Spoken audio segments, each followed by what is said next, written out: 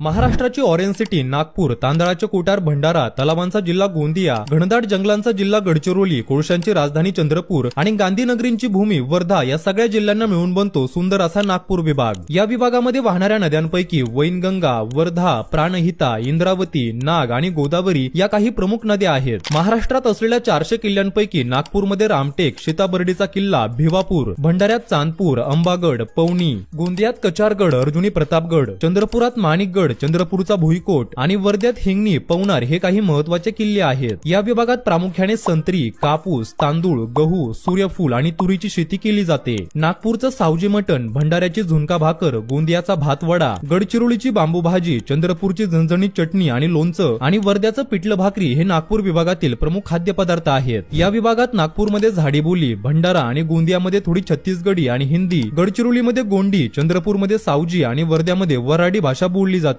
महाराष्ट्राच्या एकूण एरियापैकी 16.69% एरिया या विभागाकडे येतो, पण महाराष्ट्राची 60% खनिज संपत्ती याच विभागामध्ये आढळते। नागपूर हा या विभागातला सर्वात श्रीमंत तर गडचिरोली सर्वात गरीब जिल्हा आहे। या विभागात गडचिरोलीमध्ये सर्वात जास्त पाऊस पडतो तर वर्ध्यामध्ये सर्वात कमी पाऊस पडतो। तर नागपूर विभागातल्या तुमच्या मित्रांना हा व्हिडिओ शेअर करून अशाच मॅप अॅनिमेशन व्हिडिओसाठी आपल्या मराठमोळ्या पेजला नक्की फॉलो करा।